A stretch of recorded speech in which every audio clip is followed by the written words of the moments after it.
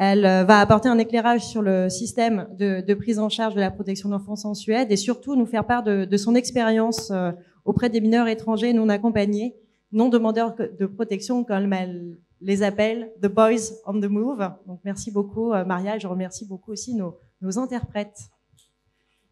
Merci beaucoup pour l'invitation. Mon français est très basique. I hope I can speak French next time I'm here. But at the moment when I try to speak French, it's just Spanish coming out. So I'm so sorry. Pardon. I have a very hard time sitting down and speaking of these emotional things. So I have to stand up. Sorry. So very nice to be here. Thank you very much. It's one of, during my more than 20 years working with children on the move and vulnerable children, this is one of the most emotional works I have done and are still doing, following Boys on the Move in Europe. And yeah, go on. Bonjour, merci tout d'abord de m'avoir accueilli ici aujourd'hui. J'espère que la prochaine fois, je vais pouvoir vous adresser en français, mais pour l'instant, quand j'essaie de parler en français, ça sort en espagnol. Aussi, je trouve que c'est un sujet particulièrement prenant d'un point de vue émotionnel, et du coup, j'ai du mal à rester assise. Du coup, je me lève. Donc, merci encore une fois de m'avoir accueilli ici. Depuis 20 ans que je travaille dans ce domaine avec des jeunes en mouvement et notamment des jeunes personnes vulnérables, je dois dire que c'est ce que je fais en ce moment, c'est particulièrement, comme je disais, prenant d'un point de vue émotionnel où je suis très impliquée. Okay, so my intention now is not to talk much about my work. I will take you on a journey, the same journey the boys do. I would try to make you feel how it is. It's not the same as doing it, but almost, okay? So, yeah, better you stand there. Okay, so this is where we start. I don't have all the photos today because it's a longer speech and we won't have time. But, okay, this you can understand, this is in Morocco. And you want to translate? No? Donc, mon but aujourd'hui, c'est pas de vous parler de mon travail. Je vais plutôt vous emmener sur un voyage avec moi. On va faire à peu près le même parcours, le même voyage que font ces garçons. J'ai pas toutes les photos, mais vous avez suffisamment, je pense, d'avoir un petit aperçu de ce qui est leur vécu. Voilà, on va commencer ici, au Maroc. And this is in Tanger. The photo comes from an article from the Spanish newspaper El Mundo. And the photographer is a very brilliant photographer, a Moroccan-Spanish man called Tarek Ananou. And he made a series of photos for the article a couple of years ago. So this is Moroccan boys. They are training, really. They're doing training for putting themselves below, you see, the bus. Buses are not usually used. They use lorries, you know, but buses could also go if that's the possibility you have. Donc ici, nous sommes à Tanger. La photo elle a été prise à Tanger par un photographe qui s'appelle Tariq Alaoun pour le journal espagnol El Mundo.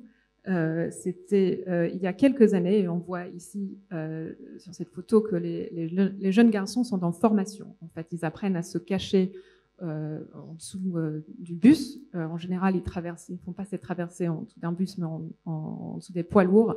Et ils se cachent en dessous de ces poids lourds pour faire la traversée. And the situation in Morocco, for talking about pull and push factors, we can talk about something that pushed them out.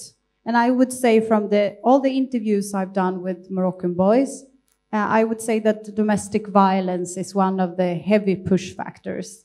All of them talk about domestic violence against them, their sisters and brothers, and their mothers. They also talk about, of course, poverty and not having the possibility to study or not having the possibility to make money or to be sufficient. They also talk about drugs, of course, drugs they use, but also drugs in the family or family members that are drug dealing. I would say that these are the main push factors. So education system, drugs, and domestic violence. And also, of course, the economical situation of the country.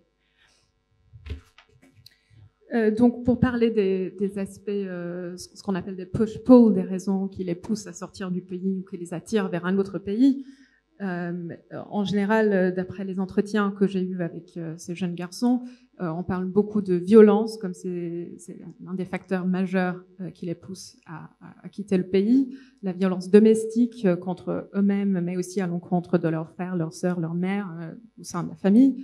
La pauvreté est beaucoup évoquée également. Il parle aussi de l'absence de possibilité de poursuivre les études, d'apprendre, de pouvoir gagner leur vie et de devenir indépendants dans la société.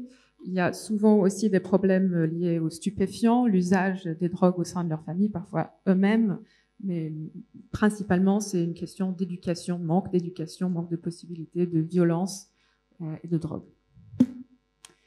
And I will also say that there are pull factors, and you all know it. The main pull factor is the European dream, is to do something else, to go away, to have a better life. And that pull factor is very strong. And we also know that exploiters or trafficking organizations use that. They use the poverty, they use the wish to have a better life. And the pull factor, if I say European dream, it contains so much. We can talk all day on what it contains, but you understand.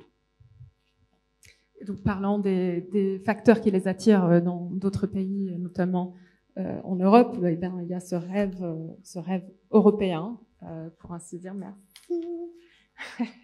Je manque de table. Donc, il y a ce rêve européen, la quête d'une meilleure vie ailleurs, c'est quelque chose qui est extrêmement fort pour ces jeunes garçons. Ils croient véritablement qu'ils peuvent avoir une meilleure vie ailleurs, et les exploitants, les responsables de ces groupes profitent de ces souhaits, ces désirs d'avoir une meilleure vie ailleurs. Ils exploitent aussi leur pauvreté. Et on pourrait parler toute la journée de ce que représente véritablement ce rêve européen, mais je pense que tout le monde reconnaît ce désir de quelque chose de meilleur ailleurs.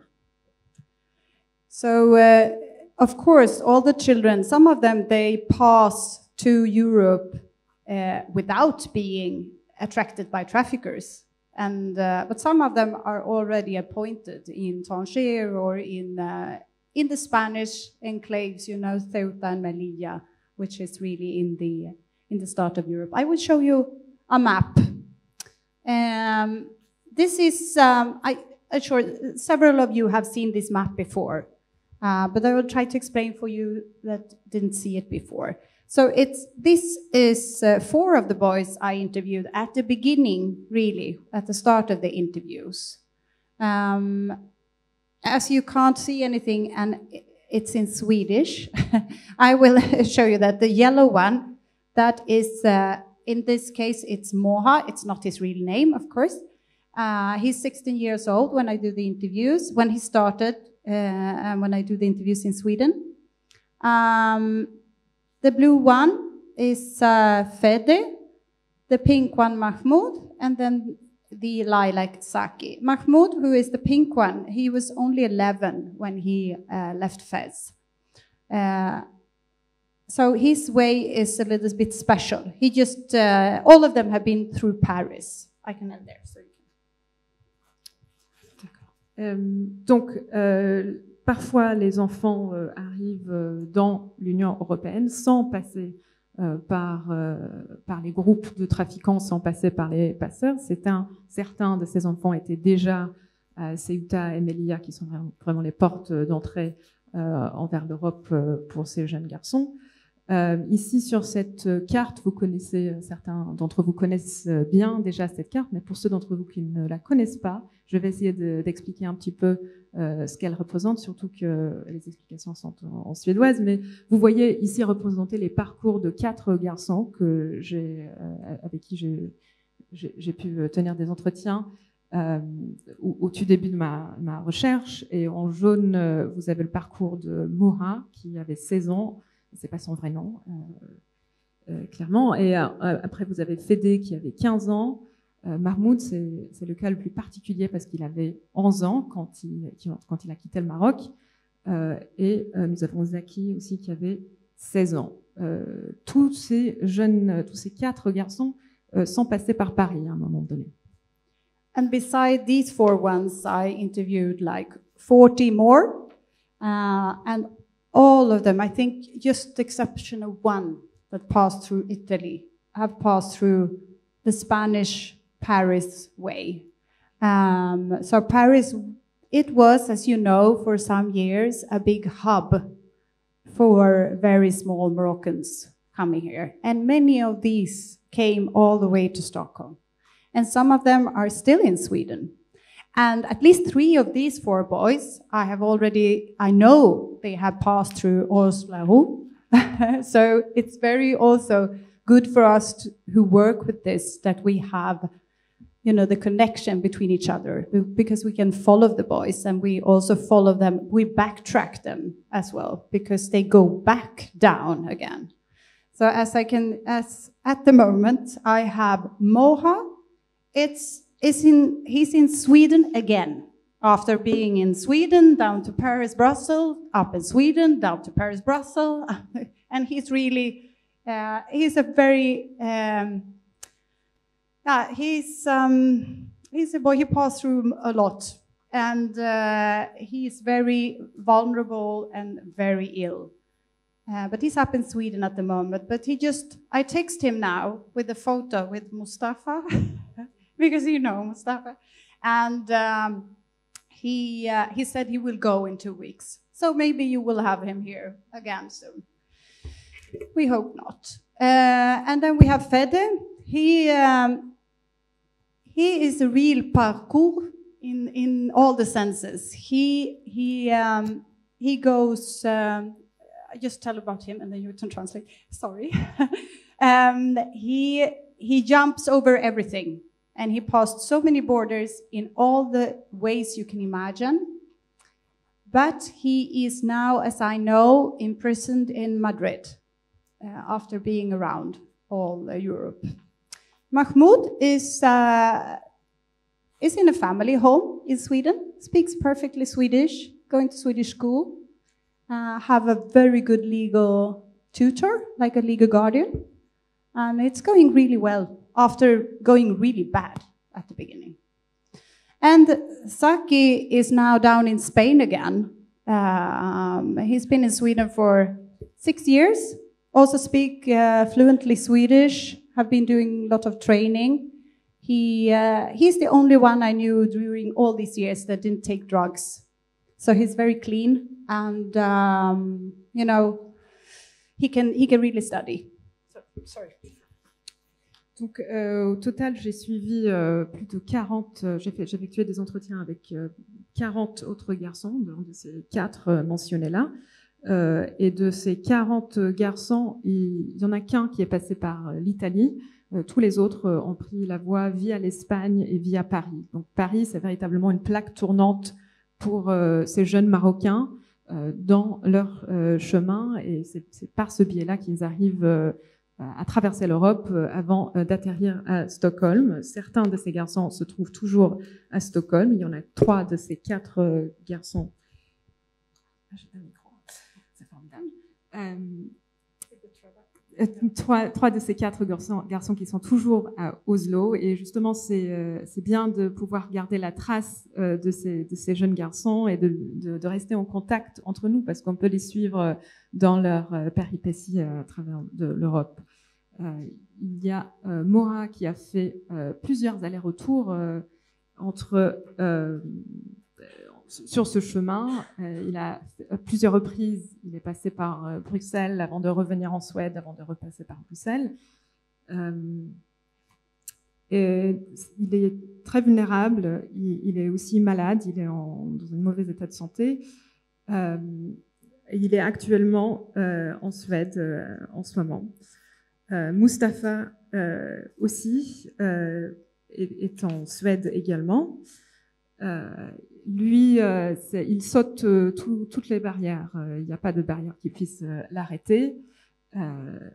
Mustapha est actuellement à Madrid. Il est actuellement à Madrid. Non, j'ai perdu la trace, moi, clairement. D'accord. Yeah. C'est Mahmoud qui est ici.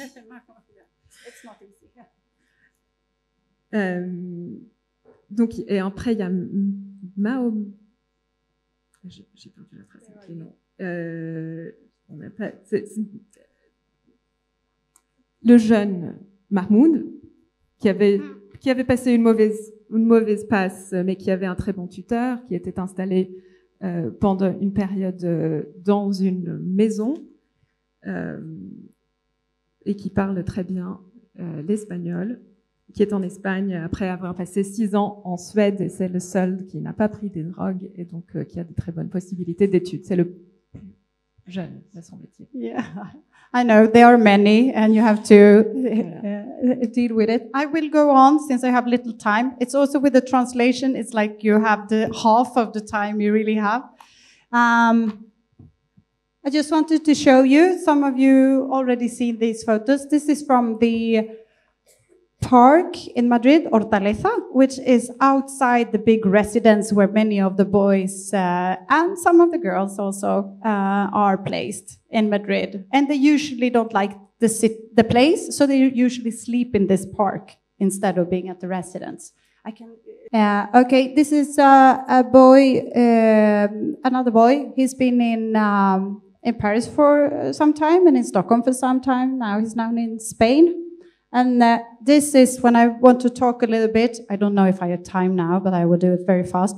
You know, this is what he posts. You know, the social media posting and what I talked about, the pull factors. This is what he posts, and this is how it is. You know exactly how it could look like. And just to illustrate the differences. And this is what the small boys in Morocco see, of course. And they don't see this, they don't show this. Donc la première photo, la première diapo, si on peut revenir en arrière, voilà, ça c'est la place, une place à Madrid, juste à côté du foyer où les garçons sont placés. Ils n'aiment pas trop être dans le foyer, donc ils passent beaucoup de temps ici dehors sur ces places ensemble dans la rue. Slide suivante. Yeah. Et ici, en fait, je voulais cacher voilà, les images. Je crois qu'on a effacé la possibilité de pouvoir identifier ces jeunes. Merci de ne pas prendre des photos. Mais ce que je voulais illustrer ici à gauche, en fait, on voit, ce sont ces images-là qu'ils mettent sur les réseaux sociaux, qui sont les facteurs pull, le rêve européen. C'est comme ça qu'ils s'imaginent, alors que la réalité, c'est plutôt ce que vous voyez à droite. Sorry. This is also things they show. This is things we find in the Facebook, of course. I just want to wrap it. This is me in an interview situation. This is Moha. And we are mapping his journeys. Okay, very fast, because this is the interesting part. When they come to the Swedish border, okay, I just take this slide. Is it okay? We have something called the normality principle. That means that we do not have separate ways for minors coming from other places. So all children, Swedish or non-accompanied minors, go in through the same ways. This is for good and for bad. Okay, this is a whole conference for itself, so I won't go in on that. Then we have, when you come into the social security system, you have the social provisions based on consent, or you have the compulsory youth care, which is constraint. Okay? And then you have, within the compulsory youth care, you have the prosecution of minor and young adults, of course. So you can say that the open social security system, where you can be placed in family homes or we don't really have shelters, but family homes or emergency homes. And then you have the closed facilities. And in the closed facilities, they're separated, those who are prosecuted and those who are there because of self-harming, drug abuse, or other kind. It could be whatever, that they are harming themselves. They are living a life that harms themselves. Donc, juste pour revenir sur les photos dans les réseaux sociaux. Voilà, c'est parfait. Donc, encore une fois, là, ce sont les images d'eux-mêmes qu'ils mettent sur Facebook, sur les réseaux sociaux. C'est comme ça qu'ils projettent leur propre image de soi. Ensuite, voilà, là, vous me voyez en train de tenir l'entretien avec le jeune en question. Nous sommes en train de cartographier, comme je disais, leur parcours et leurs expériences. Et là, je vais rentrer dans le vif du sujet. Super. Et donc, juste brièvement vous présenter le système de protection des enfants en Suède. Nous sommes guidés par un principe qu'on appelle le principe de normalité, et ça veut dire en fait que quelle que soit leur origine, que ce soit des enfants d'origine suédoise ou d'origine étrangère, tous les enfants passent par le même système et passent par la même voie. Donc on pourrait passer toute la journée, voire tenir même une conférence entière sur le sujet de ce qu'il faudrait faire comme ça ou pas, quels sont les avantages et les inconvénients. Mais voilà, c'est comme ça que ça se passe en Suède. Et il y a donc deux fonctionnements, on va dire, un peu différents, deux voies. Des provisions sociales qui sont basées sur le consentement et une deuxième voie qui est basée sur la contrainte. Quand ça se passe on pourrait décrire ou décliner le système social chez nous dans ces deux méthodes, soit dans des maisons d'accueil, puisque nous n'avons pas de foyer en Suède, ça soit des familles d'accueil, soit des familles d'urgence qui vont accueillir ces jeunes. On peut classifier ça comme des centres ouverts. Et après, il y a des systèmes ou des centres, on va dire, fermés. Et dans ce cas, c'est les jeunes qui sont passés par le système judiciaire. Soit ils sont placés dans ces centres pour leur propre protection, soit ils doivent être protégés d'eux-mêmes pour cause de scarification ou drogue ou d'autres expériences, ou protéger d'autres personnes. This is my last, so sorry. Okay. I would say that the main question for Sweden is that, for example, the Moroccan boys, they are getting pressed into the asylum system, even though they shouldn't be there. They should be in the child protection system, the normal one. We also have the discussion of being placed in families or at small institutions. Big institutions, they don't exist. We don't have residents. So small institution, we can talk about 8 or 10 places, and normally that's the adolescents coming there, the big adolescents. This is a problem when you talk about the boys on the move, for example, because in the families, there are very few families that want just these children. Really, in the institutions, they shouldn't be, of course, if it's not a need for it. But Sweden was forced in 2015 and 2016. We had a big percentage of those in locked institutions, they were Moroccans. And this is because the Swedish social services and the system couldn't handle the situation, and they didn't know what to do with them. And of course, they escaped from these institutions as well, but it wasn't the best way of dealing with it.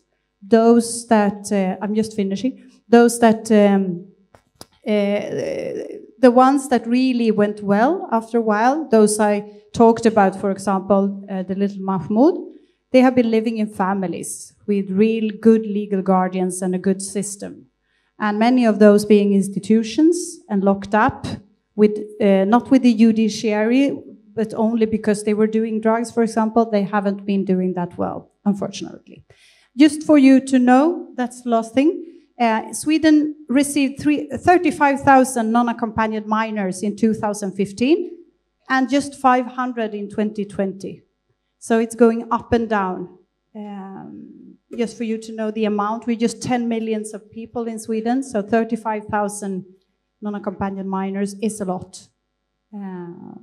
So I could talk all day about this, all the small pieces, but I will stop now since I know we have more program. Please contact me if you want to know more, or if we can talk, or you have information and so on. So thank you very much. Merci beaucoup for listening.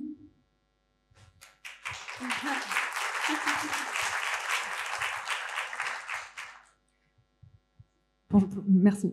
J'arrive maintenant à la dernière partie. Je sais que le temps presse. La question majeure pour les services en Suède en ce moment, c'est que faire, bien sûr, avec ces jeunes Marocains, comment aborder cette problématique. Faut dire que beaucoup de ces jeunes Marocains atterrissent dans le système d'asile qui n'est pas prévu pour la protection des mineurs. Et ces jeunes Marocains qui passent par le système d'asile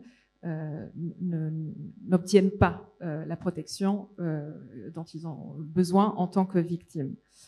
Nous n'avons pas de grosses institutions, de grands foyers, comme je disais, en Suède. Nous avons plutôt des petites institutions, mais c'est un problème pour ces jeunes garçons qui sont en mouvement, qui passent entre les mailles du filet dans ces différents types d'institutions. En 2015-2016, il y a eu une augmentation du pourcentage de jeunes qui sont placés dans ces institutions fermées, et donc qui sont passés par cette voie judiciaire que j'ai décrite antérieurement. Et un très, très grand nombre de ces jeunes étaient d'origine marocaine. On ne sait pas vraiment comment aider ces jeunes qui finissent par s'évader parfois. Malheureusement, on n'a pas trouvé de meilleure façon pour le moment. On ne sait pas vraiment quoi faire. Parfois, quand ils sont très jeunes à l'arrivée, c'est possible de leur assigner un tuteur. Et là, c'est vraiment possible de les aider, de les empêcher à tomber dans la drogue, etc.